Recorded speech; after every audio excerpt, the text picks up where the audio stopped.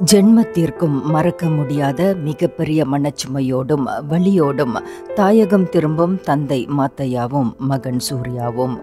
விதிப்படி நடக்கட்டும், எதுவாயினும் நாங்கள் ஏற்றுக்கொள்கிறோம் என்ற பக்குவத்திற்கு கணவரும் மகனும் வந்துவிட்டனர். கோலாலம்பூர் மஸ்ஜித் இந்தியா மலையன் மென்ஷன் நடைபாதையில் ஏற்பட்ட திடீர் மண் அமிழ்வாள். பூமிக்குள் புதைந்த விஜயலட்சுமியை தேடும் பணிகள் நேற்று 9ஆம் நாளில் அதிகாரப்பூர்வமாக நிறுத்தப்பட்டது. கடந்த ஆகஸ்ட் 23ஆம் தேதி நடந்த அந்த துயர சம்பவத்தில் ஆந்திரா குப்பம் பகுதியைச் சேர்ந்த விஜயலட்சுமி செங்குத்தாக மண்ணுள் புதைந்தார்.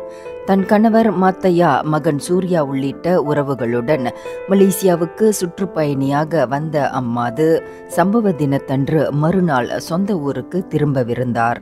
இந்நிலையில் மஸ்ஜித் இந்தியாவில் உள்ள ஆலயம் ஒன்றில் சாமி கும்பிட்டுவிட்டு பசியாறலுக்காக சம்பந்தப்பட்ட நடைபாதையில் நடந்து கொண்டிருந்த போது ஏற்பட்ட திடீர் மண் அமிழ்வால் அவர் திடீரென்று அப்பாதாள குழியில் புதைந்து போனார். மனைவியின் பின்னாலேயே சற்று தூரத்தில் அவரை பின்தொடர்ந்து நடந்து வந்து கொண்டிருந்த அவரது கணவரின் கண் முன்னாலேயே இந்த துயரம் நிகழ்ந்தது.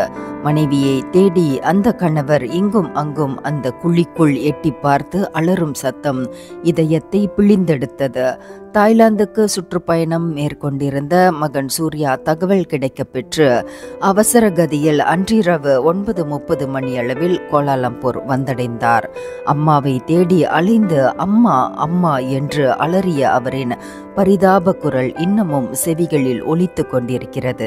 எப்படியாவது தாயின் முகத்தை பார்த்துவிட வேண்டும் என்று அவர் கணவரும், அம்மாவை எங்கள் சொந்த ஊரான குப்பத்திற்கே கொண்டு போய் விடுகிறோம், அவரை கண்டுபிடித்து தாருங்கள் என்று மகனும் அரற்றிக்கொண்டே உள்ளனர்.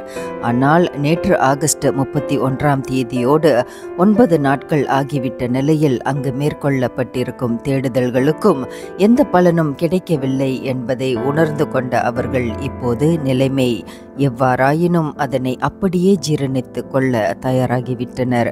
எதுவாக இருந்தாலும் விதிப்படித்தான் நடக்கிறது என்ற மனப்பான்மைக்கு அவர்கள் வந்துவிட்டனர். மகிழ்ச்சியோடு கோலாலம்பூர் வந்தவர்கள் இப்போது மிகப்பெரிய மனச்சுமையோடும் வலியோடும் தாயகம் திரும்ப தயாராகிவிட்டனர். இந்தியர்களின் இதய குரல் மக்களோசை.